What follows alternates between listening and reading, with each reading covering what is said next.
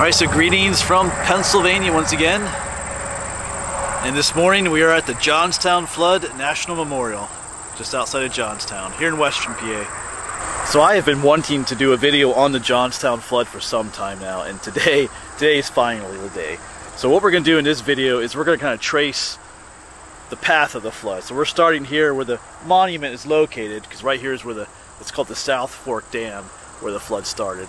And then we're going to try and visit a number of different places along the path of the flood, see what all we can see.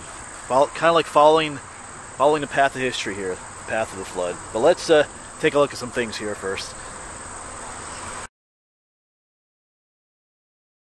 Yeah, so there's looking out to where the South Fork Dam was located, or the lake. The dam was actually more down that way, but here we are. South Fork Dam, Lake Konamaw, 1889. Like I said, we're going to do what we can to visit a number of these different spots. Eventually we'll end up in Johnstown. Yeah, May 31st, 1889. The valley in front of you once cradled a scenic lake. No lake there today, obviously. Held back by an earthen dam just below here. Lake Konamaw stretched more than 2 miles up the valley. Everything changed on May 31st, 1889. So we were just down from the visitor center, and once again, this is where the lake was. All this was a huge lake, huge man-made lake. And actually, right down there you can see parts of where left of the dam. I think we're going to walk down there in a bit. It looks like a platform is down there. But yeah, this whole valley was filled with water. Until May 31st, 1889.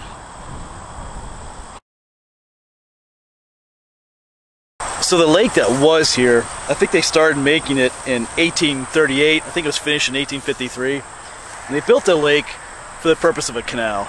Oftentimes they needed extra water for the canal system, so they would make these man-made lakes to supply water to the canals.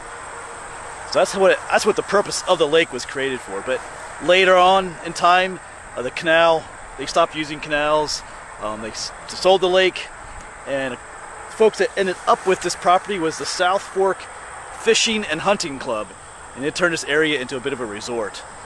And they also did some other things that kind of resulted in the failure of the dam in future times. Some of the things that they did to lessen the effectiveness of the dam, I guess you could say, especially in in emergency times like a flood. I know they lowered the top of the dam a bit just so they could get a road across it. Also, originally the dam did have some like relief valves and pipes in case there was flooding. They could let more water out of the dam. By the time they bought the property, it wasn't really working anymore, so they removed some of those things and sold it for scrap.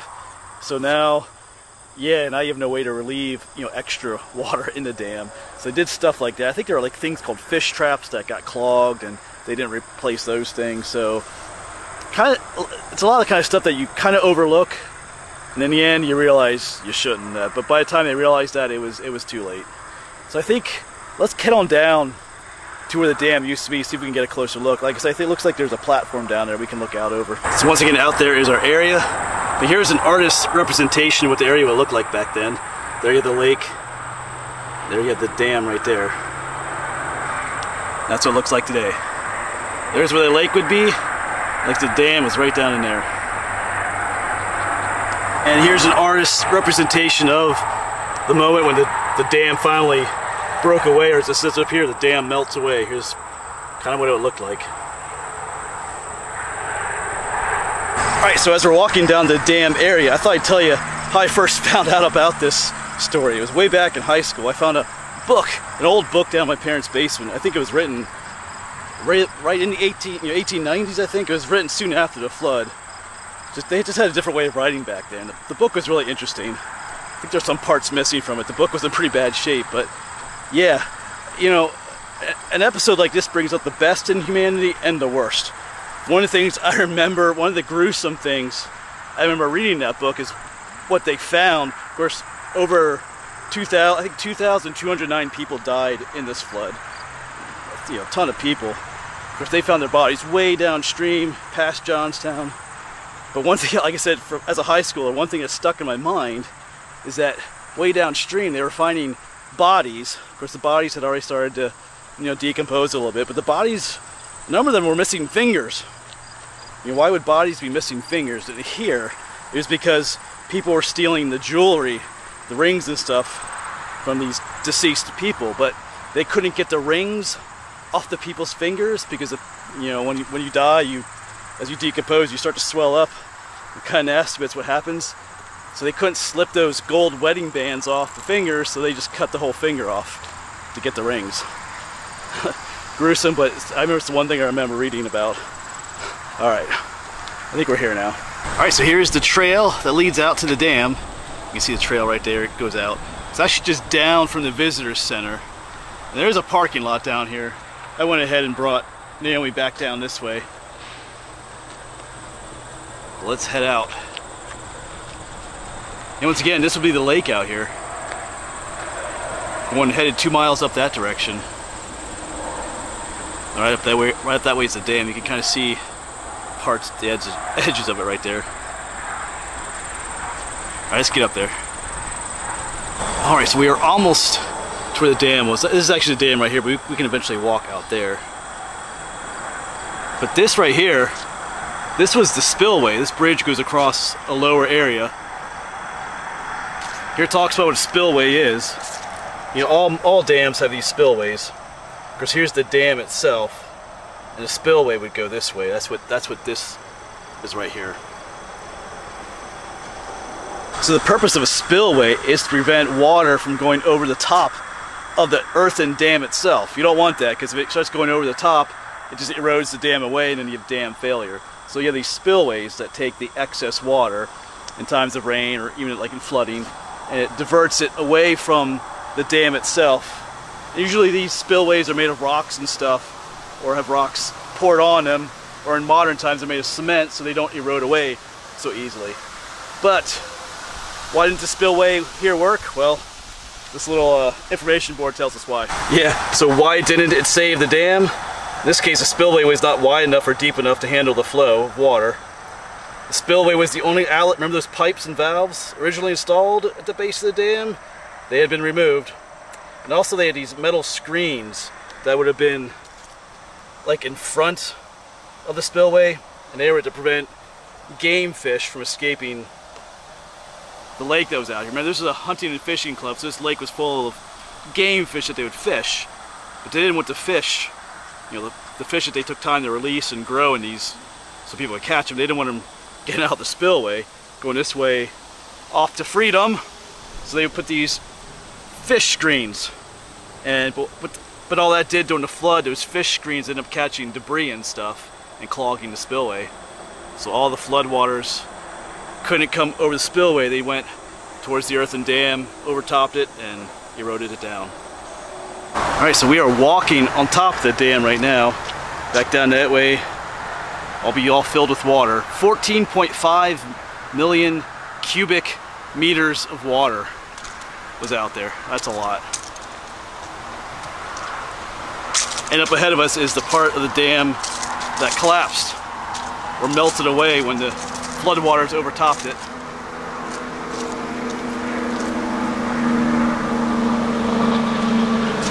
And you can get a scale of the height. Down there's some railroad tracks. And out that way is the other side of it. Looks like there's a platform over there. Looks scenic now. I mean, you got a railroad through it and everything. Stream, but this would all have been water back in 1889. That is a beautiful scene out there. It's like we have a train out there, just sitting out there though. Yeah, way up there's the parking lot, and you can walk the trail in. So as the floodwaters were rising and starting to go over the top of the dam, efforts were made to stop it. The people here at the South Fork Fishing and Hunting Club, they didn't just like ignore it and say, oh well, it's nothing we do. They did try to raise the level of the dam. They had men down here, you know, piling dirt and other stuff on top of the dam to try and prevent it. They were trying to unclog those fish traps, but it was just a mess. Couldn't get anything done. And eventually at some point they realized they just had to give up. They did warn the town. There's a number of towns downstream of here, Johnstown being the biggest. We'll stop at a number of them. They did send telegraph messages to warn the people, but the people didn't do anything. And why? Well, it's that age-old story of the boy who cried wolf. I guess there was a number of other times where they had telegraphed people downstream, you know, thinking that the dam was in danger of overflowing and collapsing. It never did, and so the people just ignored this message, saying, hey, they warned us other times in the past, nothing ever happened, so nothing's going to happen this time. Well, this time they should have listened.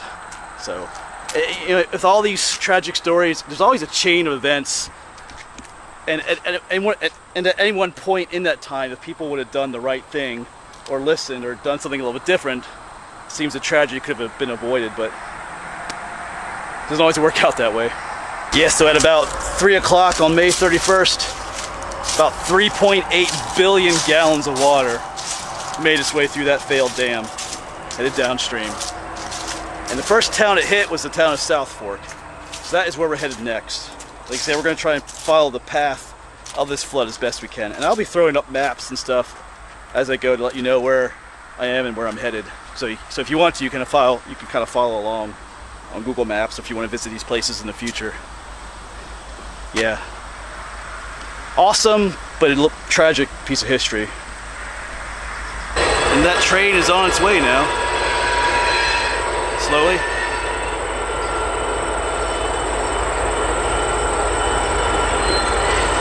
Alright, but we're headed off to the town of South Fork. The first town that was hit by these floodwaters. Alright, so just out that way, above the weeds, is the town of South Fork, the next town that the flood hit. But I am across the river from town, across the Konamaw River, here at the Path of the Flood Trail, at the Town Trailhead. There's a name for you. And there is a small parking area. I believe this is called Portage Road. So we're gonna make our way down here a bit. We're gonna talk a little bit about South Fork, and there's a reason I'm hiking down this trail. Not just because it's the path of the flood, because there's an important piece of history of the flood down here too, which kind of made the flood even worse.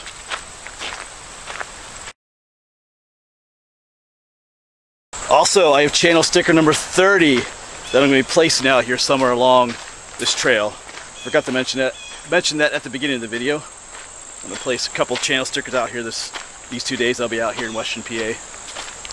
So somewhere up along here I'll place it at the Town Trailhead. That's a name. So the town of South Fork is literally just a bit downstream from where we started this video, where the South Fork Dam was, the dam that failed. So I believe 4 people died here. About 20-30 houses were destroyed. But the town of South Fork is a little bit more on higher ground than some of the other towns that were hit. Plus they could see the floodwaters coming and hear them because they were like right there. So they kind of had that warning. There's a waterfall right here. We'll look at that in a moment. So they had that warning, and because of that, not as many people died in the town of South Fork. Yeah, there's a beautiful little waterfall right here along the trail. Under this thorn bush.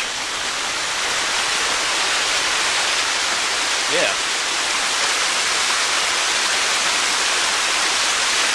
So this trail goes on for quite a ways, and there are different sections to this trail. Some are like this, which I think this section is maybe about 4 miles long. There's others that go along roads and things. I think you can travel the whole thing. I forget what the total mileage is. Maybe, I forget. I'll have to put it down below if I remember. Do some more research when I get home. Like I said, there's an interesting thing we want to get to down here. The Konamaw Viaduct, the railroad bridge across the river up here, and had a pretty negative effect on the floodwaters. So I am not going to walk this whole section. I just want to walk down to the point where I can see the current railroad bridge, or viaduct, I guess is the proper term they use. And then we'll turn around and head back. Of course, I'll place the channel sticker along here somewhere. Maybe we'll talk about what happened at the viaduct as we make our way down there. Yeah, so here's some more information about South Fork. What happened here, of course, it's just through the trees back there. Yeah, here's a picture of what it looked like back then. This June 1889 photograph taken from near this spot. That's cool. Hints at the devastation that occurred. Yeah, wow, look at you. There are obviously some houses that remained up on higher ground, but there's the river. But yeah, it just flooded through here. Yeah, South Fork was a hamlet, 1,500 people, only 2 miles downstream from the dam. Yeah, on the morning of May 31st, Colonel Elias Unger, he was the president of the club, because it talks about how you awoke to find the dam failing. It talks a little bit about what they did. We mentioned some of that. How they tried to clean the spillway out. Looks like they tried to dig another spillway, unplug things. Yeah, 245 situation was hopeless. Yeah, a wall of water, probably 40 feet high, hit South Fork first. Talked about the telegrapher. First victim was Michael Mann. About 20 to 30 homes destroyed. Yep.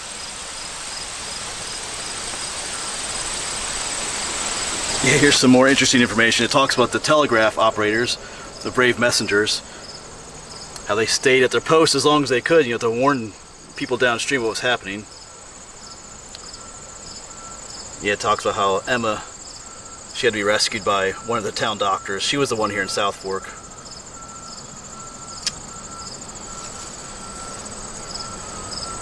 Yeah, here's one of the unfortunate episodes.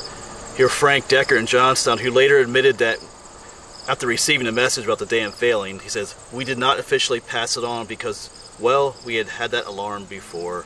That was a mistake." Yeah. Yeah, and unfortunately, not passing that alarm on probably could potentially have cost the lives of hundreds and hundreds of people. But at the same time, maybe if you had sent it along, you know, any number of people wouldn't have listened anyway, probably, to be honest. Same thing happens today with natural disasters. You know, people are told that hurricanes and things are coming, and, you know, people don't take necessary precautions. So, you know, people never change. It's the way it is. Yeah, looking out this way, you can see up through the weeds and stuff. That right there is the valley that the floodwaters flowed through. That's the Konamaw River down there. The floodwaters raged through this valley down there. And our path is just taking us along this valley.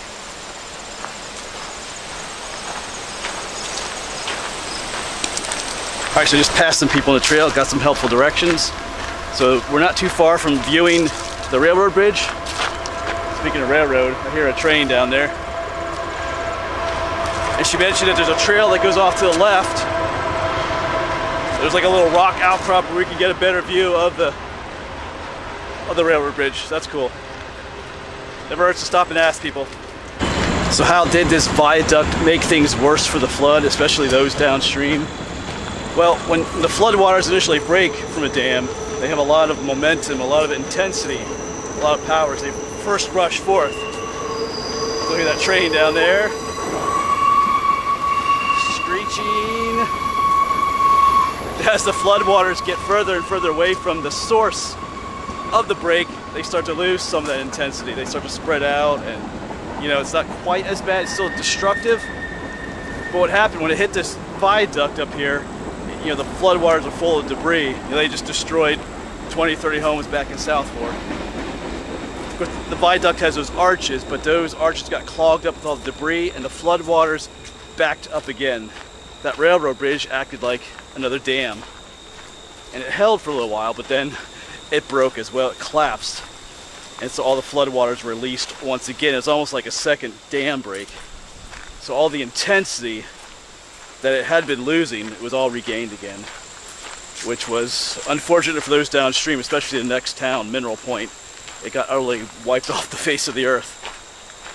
So this viaduct, the railroad bridge, just helped to increase the intensity and the momentum of the floodwaters again, the power. So we should soon be there, hopefully. And of course, the one we see there today is not the original one. The original one collapsed during the flood. Yeah, so here's the information board for the Konamaw Viaduct. Yeah, it talks about how the wreckage at the viaduct dammed the water briefly. The rest of the flood followed.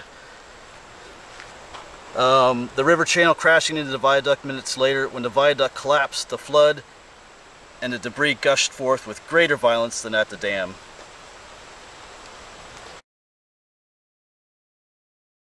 Alright, so right there's our information board for the viaduct, but just through the trees here, whoops, I don't want to fall down. I can see the stone arches out there, the one that replaced it.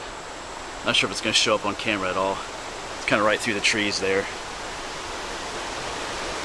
But I'm going to walk on down the trail just a little bit. There was probably a better view here at one time. If they trimmed the trees, you could see better. But they mentioned a trail up here off to the left We'll see if we can find that. She said there was a pretty awesome view from there. But at that bench back there where that information board is for the viaduct, that's probably where I will leave the channel sticker. Like I said, I want to walk up here just a little bit. Alright, well I walked up that way a little bit. I didn't see a trail, but maybe, because here's the information board, maybe the trail is back the way it came. I forget exactly what she said. But I'm going to go ahead and place the channel sticker here. I'm going to go ahead and take a break, have some water, some granola bars, and we'll keep heading on. We'll see if there's a trail for a better view of the viaduct. Alright, so the channel sticker has been placed, number 30. Back though, that's the way back to the trailhead to Town. Here's our bench and board. Just across the trail, I placed a rock down here. Where's my rock? Oh, it's right over here.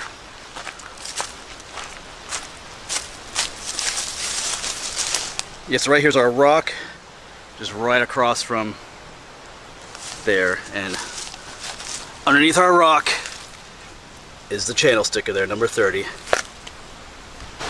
Yeah, you can see a bit of the viaduct through the trees there. There it is. Like I said, I'll try to get a better view of it. Just gotta find that path. Alright, so I do see a path right there. Back up that way is where the bench and the information board was. And back, this is the way we came back towards the trailhead. So as you come around this one bend, you'll see a grassy area. Back up here so you can see what I'm seeing. Turning around. Yeah. So right up to the left is a trail, and if you hit on that way, it would take you to the where I placed the channel sticker. So let's just see if this is what those people were talking about. There's a path here. And it is a very distinct path, so that's good. I'm thinking this is the trail that they were talking about. So I'd love to get a view of that viaduct, even though it's not the one that collapsed. It still gives you an idea of what the original one looked like, at least in the setup. You can picture the flood water slamming up against it. So I believe we're coming out to the point here, the end. I'm seeing some graffiti, so that's probably where people are coming.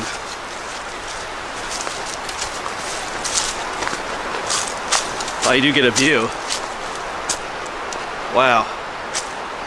Yeah, can't quite see the...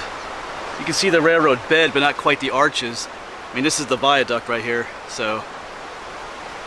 There you can see the river. This is the point where the river flows around this piece of land that juts out and then comes back around this way. You have the flood waters have been raging down through here, like 40 feet high.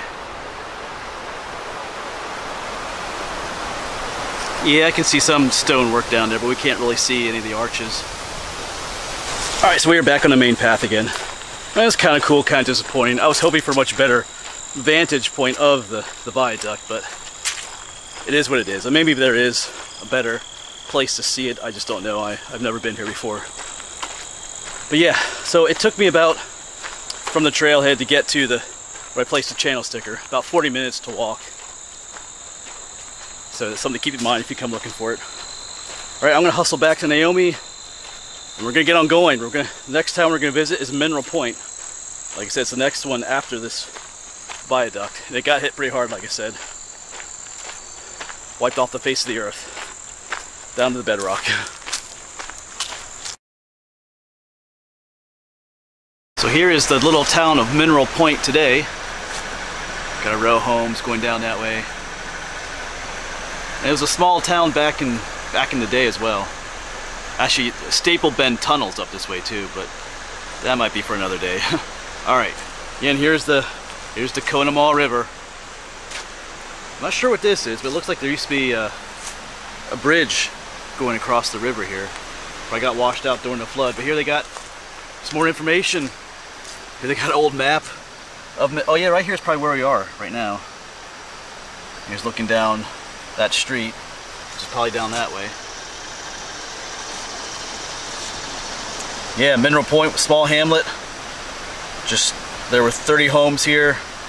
Woodworking factory. The town was only 1 mile below that viaduct and 4 miles from the dam. It talks about the collapse of the viaduct, how the debris struck. It struck Mineral Point with renewed force. Most residents were already on higher ground by the afternoon, but it was here that the wide destruction of communities and families began. Half the town's houses were destroyed and 16 persons died. In my notes it says 30 homes were destroyed. Talk about how people were swept off on wild rides on the rooftops. Telegraph operator claims they never received a warning about the dam. And they got a list of the 16 people that died here. Some were pretty young, yeah. Emma was only 6. Harriet was 11. And there's 6-year-old Herman. Looks like the oldest person was Catherine, 85 years old. Yeah, so the river doesn't look too bad today, but you know, imagine a 40-foot high wall of water raging through here. It would just, like it did in the past, it would just swept all these homes away. Like I said, the notes I have said that it just washed, even the soil got washed away, just bedrock left behind. Alright, so we're going to keep on going. We're going to head into the town of East Konamaw, and into the town of Woodvale, and then into the town of Johnstown. Johnstown, where it's called the Johnstown flood for a reason, because that's where the main destruction happened. But it's going to get a little bit more difficult to find places to stop once we get into East Konamaw, and Woodvale are almost like suburbs of Johnstown. So we'll try to find places to park and at least get a look at things. We'll see all we can find on the way. Like, I didn't realize this little information board would be here in Mineral Point, but here we go. So yeah, and also when we get to, like, I think it's Woodvale's where the Cambria Iron Works were located. They made a lot of iron products, including barbed wire, and that got nasty. When the floodwaters hit that, you know, it carried all the debris with it, including barbed wire, and people were getting caught up in barbed wire and everything. It was awful. So yeah, let's hop back in Naomi and get to the next town. All right, so we have made it to East Konamaw now, or Konamaw, however you want to say it. Kind of on the back side of town. Main Street is way up there. You can kind of see some church steeples up that way. But I'm back here along the railroad tracks for a reason. Because just on the other side is where the river is. There's a neat story about what happened here. So as our last information board stated, over in Mineral Point, at this stage the flood was getting even more dangerous. I think 50 lives were lost here in this town, but a lot more would have been lost if it wasn't for a man named John Hess. He was a railroad conductor, and you know, he was in the locomotive and he saw the floodwaters coming. Part of the problem too at this point is that the floodwaters were obscured by a lot of the debris. So I'm not sure if his locomotive was in this area, at this end of town, or maybe more at the other end of town. But he noticed the floodwaters coming this way, because right over here is town. Kind of goes all the way up the hill there. But he started blowing that whistle frantically to let people know that something bad was happening, and people paid attention. Yeah, so his actions saved potentially who knows how many lives. I mean, they'll never know.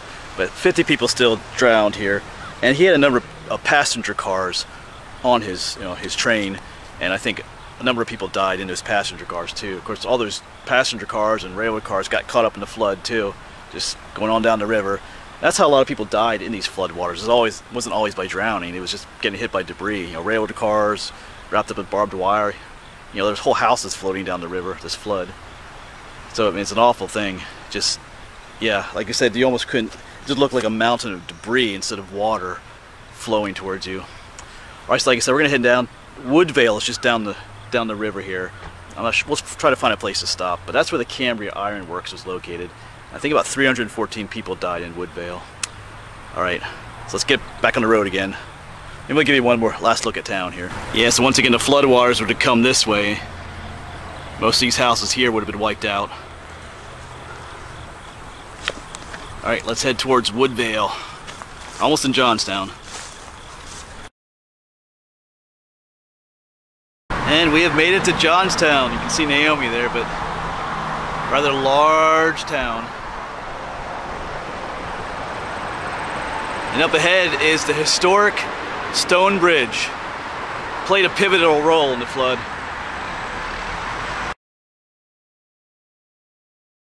We got a picture of what the bridge looked like in the past. My shadow's kind of in the way a little bit. It is stone, but in more modern times they covered this side with concrete, so you can't see the stone look anymore. Let's get a closer look. Oh, and this is called Point Park here in Johnstown. Yeah, so the floodwaters came rushing into this area up to the stone bridge. About 40 miles per hour, 60 feet high. like I said, carrying all kinds of debris and stuff. But that stone bridge behind us stopped the floodwaters, which was that good or bad? But similar to the other viaduct we visited, the Konamaw Viaduct, it wasn't necessarily the best thing. Because once again, the floodwaters backed up against that bridge.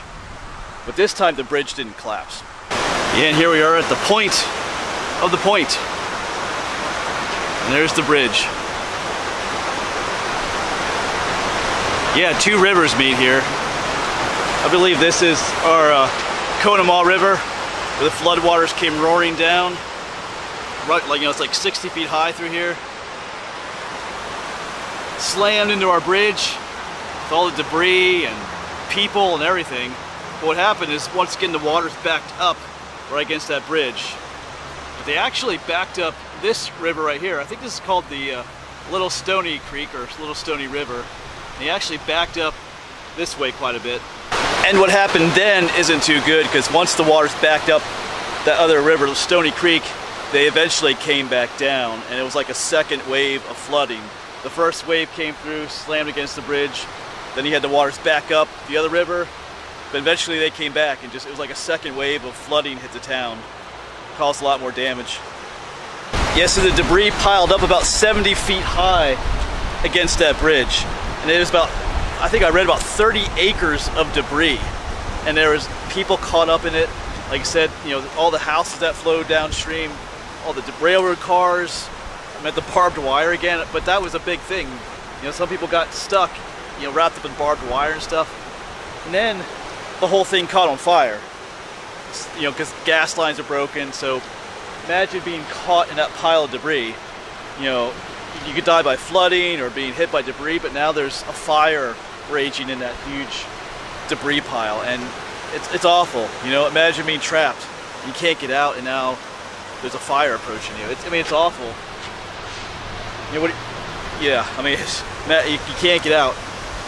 I think the fire burned for up to 3 days. It took 3 months to get rid of that debris pile. And of course, once again, the big tragedy here is that they ignored those warnings by telegraph. So the floodwaters caught these people by surprise. And there was no John Hess here to blow his locomotive whistle to warn people. When the floodwaters came, it caught everybody by surprise, so it was pretty awful. Yeah, they found bodies all the way down in Cincinnati from this flood. It was pretty awful.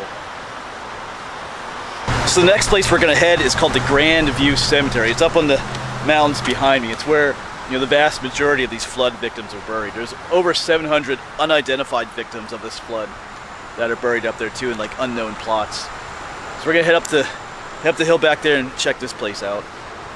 I think we might get a view down here, we'll see, but it'll be a pretty sobering place.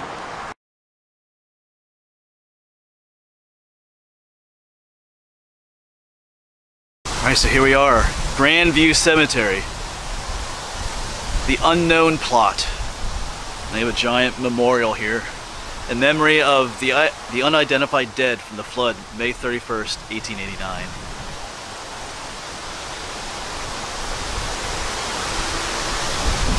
And back here they are, all these, no names or anything, just they couldn't identify who these people were. I think my notes say over 700 folks are buried here.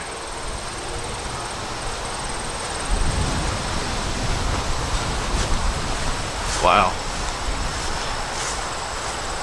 Yeah, so you're so used to seeing names and dates. I'll tell you what though, it is pretty sobering. I almost get choked up just a little bit. To die in such a way that, no one even recognizes who you are. If you came to mourn your loved one, you don't know which marker is theirs, Wow. So I believe I mentioned already how many people did die in this flood, 2,209. I think they thought it was 210 at one point, 2,210, but then they discovered that the one person hadn't died, he just kind of disappeared. So 2,209, and of these, so about, I think roughly 700 77 some are buried here in this unknown plot. But as you walk, you can walk throughout the cemetery and find tons of gravestone markers with the date of May 31st, 1889 on them. Hundreds and hundreds more. Reminds me of the recent video I did down back on my side of the state in Boyertown. I did the opera fire. We visited that one cemetery, and you could walk around and see the marks, the dates on the tombstones of the people that died in that fire. I think it was like 271 people. Was it January 13th, 1908? You can see who all the victims were. It'd be similar here if you walked out beyond this plot of the unknown. Let me switch hands here. Into other parts of the cemetery, you would find hundreds and hundreds of grave markers with that date, May 31st, 1889. I think they said they had funerals for days up here. So many people passed away. I think it was the greatest loss of life, greatest loss of civilian life up to that point.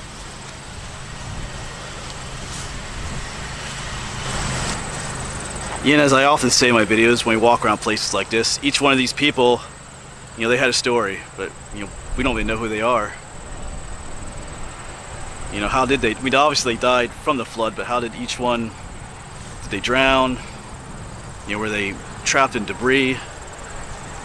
And did they burn to death in that huge pile by the bridge? You know, we don't know.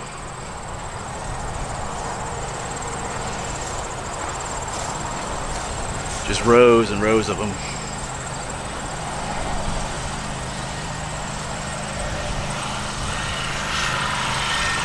It has the feel of visiting some of those military cemeteries like at Gettysburg or at Indiantown Gap. I think me and John did a video there where you see rows upon rows of, you know, these grave markers. Of course, these have nothing on them though. Unidentified. I think there's a bunch at Gettysburg that have unidentified ones too, but yeah.